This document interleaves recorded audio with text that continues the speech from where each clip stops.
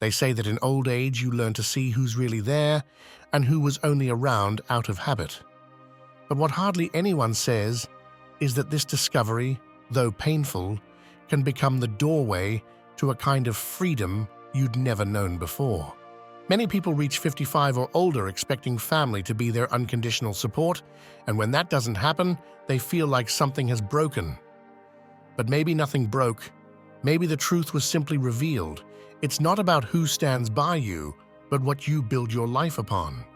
What if the happiness, health, and peace you're searching for depended on no one but yourself?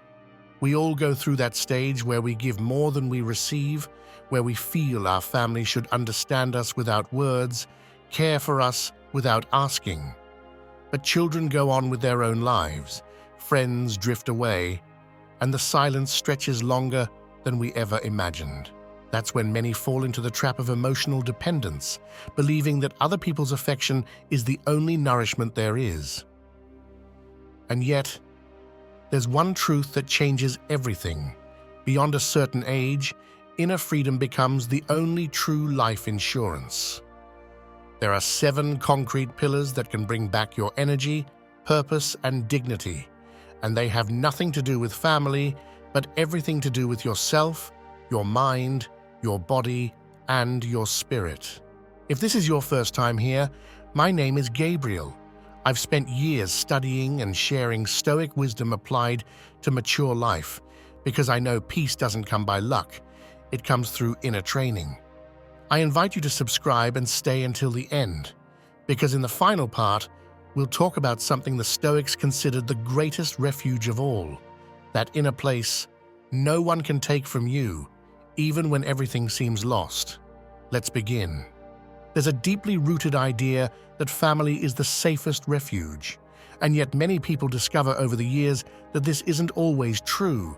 Trusting blindly in your children, expecting them to understand you, to be available, or to give back what you once gave can become a constant source of disappointment. Not because they're cruel or selfish, but because the cycle of life pulls them toward other horizons. The problem isn't with them, it's in placing all your emotional stability in a place where change is inevitable. Over time, that expectation turns into sadness, resentment, and a sense of abandonment. But the truth is, family isn't meant to hold us up forever. It's meant to walk beside us while we learn to stand on our own. When a mother or father wakes up every day waiting for a message that never comes, or holds back from making decisions just to avoid bothering their children, what erodes isn't just the relationship, it's their sense of identity.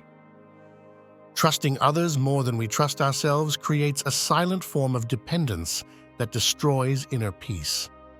This isn't about closing yourself off to affection. It's about understanding that the healthiest kind of trust comes from integrity, not from other people's availability. The Stoics called this self-mastery, knowing that true strength lies in governing your own emotions, not in trying to control the reactions of others. So far, we've talked about that painful kind of misplaced trust, but behind it lies a very human longing, the desire to feel safe, to have someone to turn to. The good news is that safety does exist, but not in family, not in friends, not in grandchildren. It lives in the relationship we build with ourselves. Self-confidence isn't built by repeating nice phrases, but by keeping small daily promises, getting up even when it's hard, eating mindfully, taking care of your body, telling the truth even when your voice shakes. Every act of integrity strengthens the soul, and every act of dependence weakens it. I remember a woman who told me she felt invisible to her children. One day, she decided to change the direction of the mirror. Instead of waiting for them to see her, she began to see herself with compassion. She started walking again, reading, cooking for herself. She told me something I'll never forget. When I started taking care of myself, my children began calling me more. Not because they had magically changed, but because her energy was no longer one of demand, but of fulfillment. That's the paradox of emotional independence. The less you need, the more genuine love comes your way. With that in mind, it's worth asking yourself, how many times have you mistaken love for dependence? How many times have you felt guilty for wanting time to yourself, for not being available to everyone? Maybe the first step toward peace is accepting that you're not failing by seeking autonomy. You're growing. And that emotional maturity is the foundation of every lasting happiness. The soul finds calm when it stops demanding and starts choosing. And to choose wisely, the body must be part of that harmony, because there's no real balance without physical well-being, and that will be the next pillar on which we'll build this new kind of trust. The body speaks, though it can take decades to finally listen. In maturity, every joint, every breath, every muscle seems to remind us of what we ignored for years. The body is the soul's first home. Many believe that taking care of oneself physically is an act of vanity, but in truth, it's a deep expression of respect. Sleeping well, walking a little more, eating mindfully, these aren't luxuries or trends, they're gestures of self-love. When the body grows weak from neglect, the mind weakens too. And the opposite is also true. When we treat the body kindly, our thoughts become clearer and our spirit lighter. So far, we've understood that self-confidence doesn't depend on others, but on oneself. Yet to sustain that confidence, the body is the foundation. There can be no serenity when the body lives in tension, nor hope when every day feels like a burden. The Stoics used to say that the soul needs a body prepared to obey reason, not fear or laziness. That's why caring for the body means caring for the mind as well. It's no coincidence that when you take a walk or breathe deeply, something inside you falls into place. Physical movement organizes inner chaos, just as silence brings order to thought. I remember a time in my life when fatigue was a constant shadow. I wasn't sleeping well, I ate in a rush, and each day felt heavier than the last. Until one day, I decided to regain control over what truly depended on me. I started walking every morning, leaving my phone away from the bed, and consciously giving thanks for the simple fact of having a body that still responded.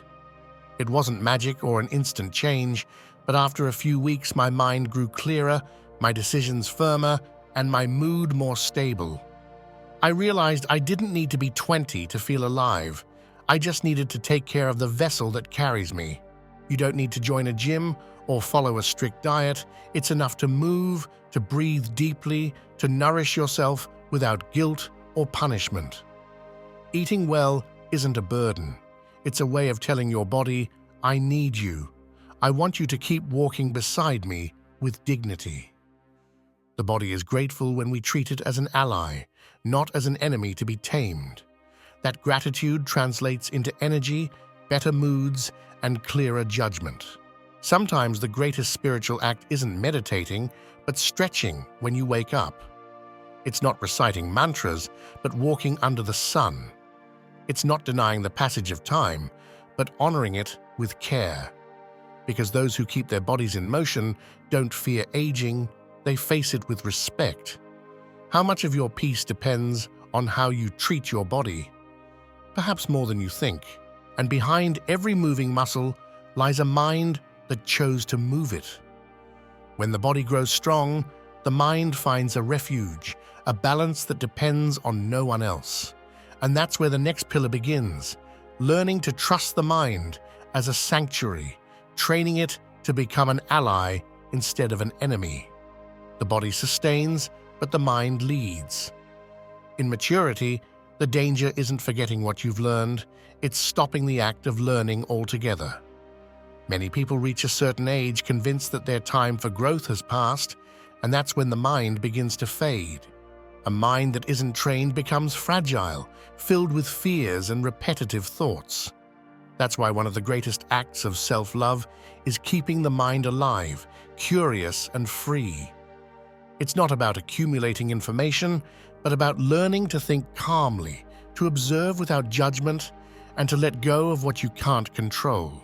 Up to this point, We've understood that caring for the body is caring for the soul, but without an ordered mind, the body loses direction. The Stoics devoted a large part of their day to strengthening the mind as if it were a muscle. They reflected, wrote, and examined their judgments before reacting. They knew that it isn't things themselves that disturb us, but the interpretations we attach to them. If we train the mind to see clearly, life stops feeling like a threat and becomes a training ground for wisdom. A simple way to cultivate that mental strength is to write for a few minutes each day about what you feel, what you're grateful for, what worries you. Not to find immediate answers, but to listen to yourself honestly. When you put your pain into words, you stop carrying it in silence. And if you pair that writing with inspiring reading, not anxiety-driven news, the mind begins to feed on ideas that strengthen instead of drain. Curiosity is a quiet medicine against the aging of the soul. I remember a man who once told me, "Since I retired, I feel like my mind is shutting down." I suggested something simple: learn something new every month, an instrument, a recipe, a poem. 6 months later, he wrote to me, "I didn't just learn to play guitar. I learned to think differently. I'm no longer afraid of empty days." That says it all. The mind needs challenges to stay awake, just as the body needs movement. When the mind becomes a refuge, other people's words no longer hurt the same way. It's not about becoming indifferent. It's about knowing which battles are worth fighting. Mental serenity isn't resignation. It's mastery. It's the ability to watch the storm without letting it destroy your inner calm. And if this message is helping you see things from a new perspective, I invite you to take one more step. Subscribe, give this a like, and share your name and the country you're listening from. I love reading your comments and discovering where in the world this growing community comes from. Tell me too what mental habit you'd like to strengthen or which Stoic teaching you'd add to this list. Your words are part of the soul of this space, and they always leave a mark. Because when the mind learns to sustain calm, solitude stops being an enemy and becomes a teacher.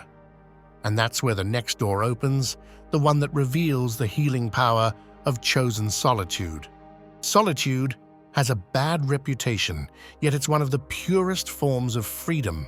Most people fear being alone because they confuse being alone with being abandoned. But there's a vast difference between imposed solitude and chosen solitude. The first hurts because it comes from emptiness. The second heals because it comes from wholeness. When we learn to enjoy our own company without anxiety, solitude transforms into a place of strength.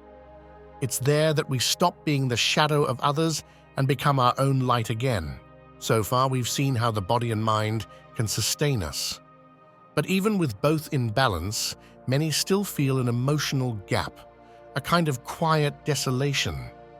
That emptiness can't be filled with more noise or more people, but with inner presence. The Stoics spoke of the importance of retreat, not as an escape, but as a practice of introspection. Sometimes retreating doesn't mean going far away. It means spending a little time with yourself, free of distractions. In those moments of stillness, the soul reorganizes itself, clears away excess expectations, and regains its center. I remember a man who had lost his wife after 40 years together. He told me the house felt heavy, that every corner reminded him of her absence. For a while, he tried to fill that silence with television, visits, and phone calls. But one day, he decided to do something different. He turned everything off and sat listening to the ticking of the clock. He said it was unbearable at first, but then he began to feel that he wasn't alone, that there was something in that silence holding him.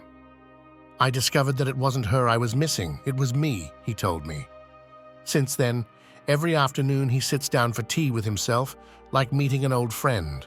Chosen solitude gives you back the power to set your own pace, your thoughts, your habits. It's the space where you can cry without explaining, laugh without justifying, and rest without guilt. When you make peace with silence, you stop seeking noise just to feel alive. And that reconciliation has a magical effect. Anxiety fades, emotions become clearer, and future relationships grow healthier because they no longer come from the fear of being alone, but from a genuine desire to share. Sometimes I think a mature soul is like a house in the mountains, far from the noise, simple, quiet, yet full of life within. It doesn't need approval, only authenticity. And perhaps that's the greatest lesson of chosen solitude, understanding that you're not incomplete, you're simply learning to live within yourself.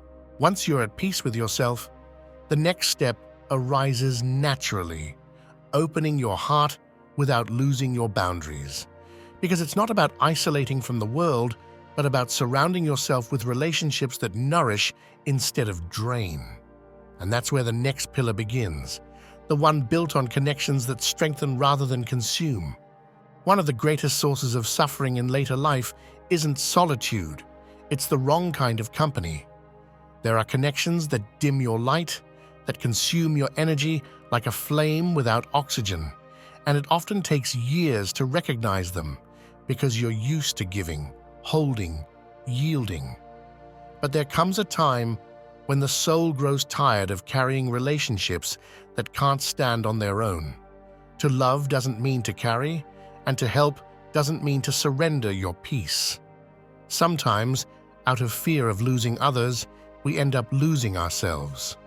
So far, we've seen that chosen solitude can be a refuge, not a punishment. The next step is learning to open the door only to those who deserve to come in. Healthy relationships aren't measured by how long they last, but by the calm they leave behind. The Stoics spoke of circles of influence, knowing the limits of our strength and accepting that we can't control another person's heart. When we understand this, we stop clinging to relationships that only survive through one-sided sacrifice. I remember a woman who for years felt guilty for setting boundaries with her adult daughter, who only called to ask for money or to vent her anger. She told me she felt like a bad mother for feeling tired. But one day she realized that love also means teaching respect. When she finally said, "I can't keep doing this," she didn't lose her daughter, she helped her grow. Over time, their relationship changed, and that initial distance became a more mature bond. That's the paradox of boundaries. When you respect yourself, the love that remains becomes purer. Some friendships are born in one stage of life and end in another, and that's not failure, it's growth. Not every connection is meant to last, but each can teach us something. The key is not to hold on to what has already served its purpose. When you let go without resentment, you make space for what's new. The same applies to family. Some ties can only renew themselves once we stop demanding that others change. It's not about surrounding yourself with perfect people, but with those who walk in a similar direction. Someone who listens without judging, who inspires without competing, who embraces you without needing explanations. And it's also about being that kind of person for others. The relationships that nourish are the ones where presence is enough, where you don't need to explain everything to feel understood. Ask yourself, how many of your conversations leave you at peace and how many leave you drained? Maybe it's time to rebalance that. It's not about cutting everyone off, it's about consciously choosing who you open your soul to. Energy is a finite resource. Don't waste it trying to convince someone who doesn't want to understand. When we surround ourselves with peaceful connections, life becomes lighter. Yet there's still something deeper, something that sustains us even when everything external falls apart. The connection with the invisible, with what transcends circumstances. And that is the next essential pillar of lasting peace: spirituality as an anchor. When everything around you shifts, the only thing that can give you stability is what doesn't depend on the world. Spirituality isn't religion or dogma. It's a way of relating to life, to mystery, to the awareness that we're part of something greater. In maturity, when certainties crumble and losses accumulate, that connection becomes more essential than ever. Not to escape reality, but to see it from a higher place. Spirituality is the invisible thread that ties the mind, body, and soul in one direction: serenity. Up to this point, we've seen that the body sustains you, the mind brings order, and healthy relationships walk beside you. But when all of that trembles, the only thing that can keep you steady is a deeper inner root. The Stoics, though they didn't believe in personal gods like those of traditional religion, spoke of a cosmic reason, a natural order that holds the universe together. Marcus Aurelius summed it up in a phrase that has stayed with me for years. Everything that happens is just, even if you don't yet understand it. That trust in a greater order frees you from the burden of trying to control the uncontrollable. I remember an afternoon when life confronted me with an unexpected loss. I walked aimlessly, feeling as if the ground had opened beneath me. I stopped before a massive tree, one of those that seem unmoving even as the wind passes through them. And in that moment, I understood that spirituality isn't found in temples, but in the way we let the wind pass without breaking. Since that day, every time life shakes me, I close my eyes and imagine myself as that tree, flexible but rooted.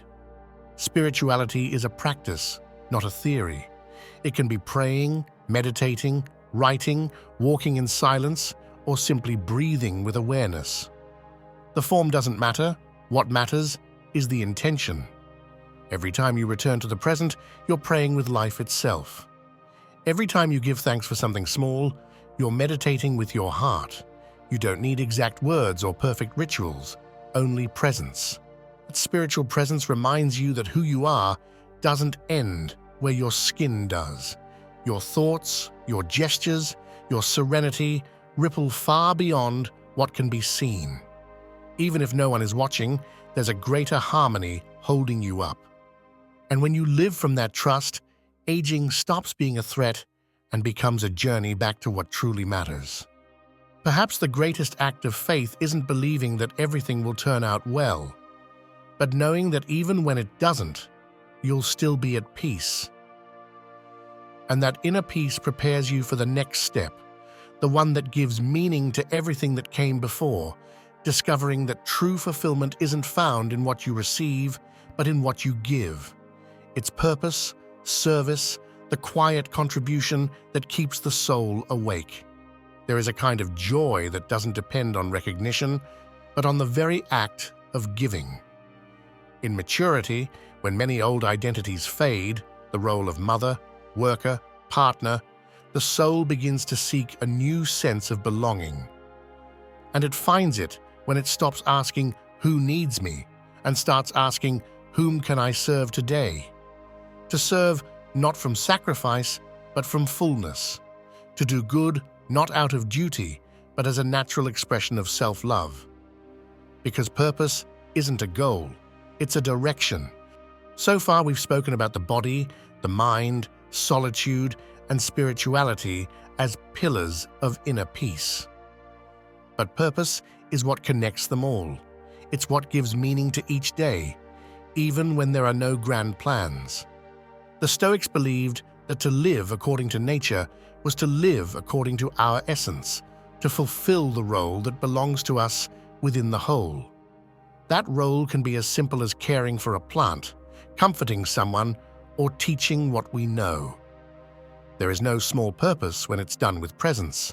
I remember a woman I met at a community center. She was 70 and often said her life no longer served any purpose. One day, a volunteer asked her to teach embroidery to other women. She accepted without much enthusiasm, but over time, each stitch became an act of healing. At the end of the workshop, she told me, "I thought I had nothing left to give, but now I understand that life still needs me." That sentence stayed with me because it captures the essence of purpose, realizing that we still matter even in the smallest ways. Purpose keeps the mind awake and the heart young. When you have a reason to get up in the morning, age stops mattering. What counts is no longer how much time remains, but how much life fills the time that remains. To serve, to create, to accompany, to inspire, each in our own way, is to spread light to others and to ourselves. And if at some point you feel your purpose has faded, return to silence. Notice what still moves you. There lies the clue. Maybe your task today isn't grand or visible, but it's still sacred. Because as long as someone benefits from your peace, your words, or simply your presence, your mission continues. Selfless service is the ultimate proof of inner freedom. You give because you can, not because you expect something in return. And when the soul reaches that point, it's ready for the deepest lesson of all, the one the Stoics called the inner refuge, the space where nothing and no one can harm you, because everything you need is already within. There is a place where nothing is missing, even when everything outside seems to be. The Stoics called it the inner refuge, that untouchable space deep within the soul that no loss, rejection, or illness can reach. Getting there isn't a destination, it's a discipline. It requires unlearning the habit of dependence, letting go of the need for approval, and realizing that peace isn't something you beg for, it's something you build. Those who cultivate their inner refuge learn to be silent without feeling empty, to live calmly without needing the world to calm down first. Up to this point, we've explored 7 pillars that restore balance and autonomy. But they all lead here, to inner freedom. Epictetus said that a human being can only lose what doesn't belong to them. And what truly belongs to us is what we think, what we choose, what we love consciously. Everything else, health, youth, recognition, is a temporary loan. When we understand this, aging stops being a tragedy and becomes a quiet form of wisdom. You no longer fight against time, you walk with it.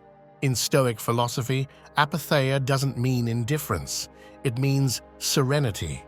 It's the state of a soul that has learned not to react with storms to what it cannot change. Picture yourself sitting before the sea, watching the waves come and go without needing to stop them. That's what apatheia feels like, presence without resistance. It's not coldness, it's mastery. It's not disconnection, it's balance.